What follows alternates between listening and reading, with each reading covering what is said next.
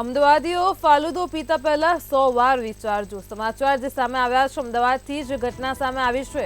હવે ફાલુદો પીતા પહેલા 100 વાર વિચાર કરજો। જોજો ક્યાંક ઘરોડી ના હોય ફાલુદામાં। અમદાવાદથી જ ઘટના સામે આવી રહી છે। અમદાવાદીઓ હવે ચેતી જજો। શાહ આલમમાં ફાલુદામાંથી ઘરોડી નીકળી છે તો ડિલક્સ આઈસ્ક્રીમની દુકાનમાંથી આ ફાલુદો લીધો હતો। જે વિગતો સામે આવી રહી છે અમદાવાદથી। ઘરોડી નીકળતા જ ગ્રાહકે દુકાનદારને ફરિયાદ કરી છે।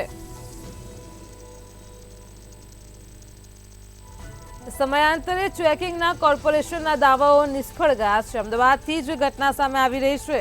હવે અમદાવાદ વાસીઓ ફાલુદો પીતા પહેલા ચેતી જજો ક્યાંક આ ફાલુદામાં ઘરોડી ના હોય। આપ ટીવી સ્ક્રીન પર દ્રશ્યો જોઈ શકો છો। શાહ આલમમાં ફાલુદામાંથી આ ઘરોડી નીકળી છે। ડિલક્સ આઈસ્ક્રીમની દુકાનમાંથી ફાલુદો લીધો હતો। સ્વાભાવિક છે કે ઉનાળાની જે ઋતુ ચાલી રહી છે આ ગરમીના ઉકળાટની વચ્ચે જ્યારે આપણે સૌ કોઈ આઈસ્ક્રીમ ફાલુદો અને ગોલો ખાવા માટે બહાર નીકળતા હોય છે ત્યારે ખાસ કરીને અમદાવાદીઓ માટે જે સમાચાર છે કે ફાલુદો પીતા પહેલા હવે 100 વાર વિચારજો। અનેક એવા કિસ્સા સામે આવતા હોય છે કે અખાદ્ય પદાર્થો પણ મળી આવતા હોય છે। આ જે ઘટના છે શાહ આલમમાં ફાલુદામાંથી ઘરોડી નીકળી છે। ડિલક્સ આઈસ્ક્રીમની દુકાનમાંથી ફાલુદો લીધો હતો અને જેમાંથી ઘરોડી નીકળી છે તો ઘરોડી નીકળતા ગ્રાહકે દુકાનદારને ફરિયાદ કરી છે।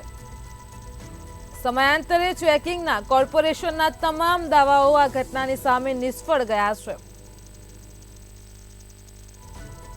તો અમદાવાદથી સમાચાર સામે આવ્યા છે। અમદાવાદમાં શાહ આલમમાં ફાલુદામાંથી ઘરોડી નીકળી છે। તો આજ મુદ્દે અમારી સાથે સંવાદદાતા મેહુલ દુધરેજિયા ફોન લાઈન પર જોડાઈ ગયા છે। જી મેહુલ, અમદાવાદમાંથી ફાલુદામાંથી ઘરોડી નીકળવાની ઘટના સામે આવી છે, શું છે સમગ્ર મામલો?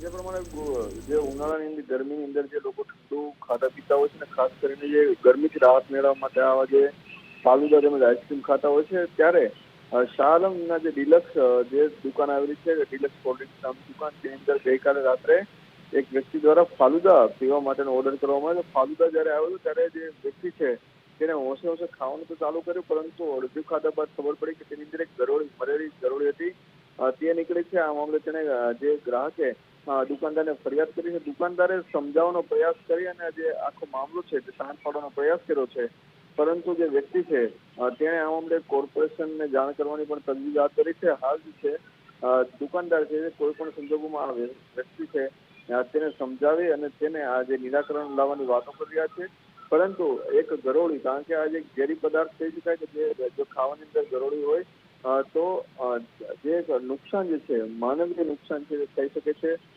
તેને ધ્યાનમાં રાખીને આજે ગંભીર બેદરકારી સામે કોર્પોરેશન શું પગલાં લે છે તે જોવું રહ્યું પરંતુ કોર્પોરેશન જે વારે વારે મોટા મોટા દાવાઓ કરે છે કે સમયાંતરે દરેક ફૂડની દુકાનોમાં આજે ચેકિંગ થાય છે પરંતુ આવું ચેકિંગ થતું હોત તો આવી ઘટના પણ ના ઘટી હોત અને જે વેપારીઓ બિંદાસ જે પોતાનો ધંધો કરે છે ગુણવત્તાને લઈને ખાસ કરીને ત્યારે તેને લઈને પણ સવાલો ત્યારે ઉઠી રહ્યા છે। જી મેહુલ, સમગ્ર માહિતી બદલ આભાર। અમદાવાદીઓ ફાલુદા પીતા પહેલા 100 વાર વિચારજો। જોજો ક્યાંક ઘરોડી ના હોય ફાલુદામાં। શાહ આલમમાં ફાલુદામાંથી ઘરોડી નીકળી છે। ડિલક્સ આઈસ્ક્રીમની દુકાનમાંથી ફાલુદા લીધું હતું।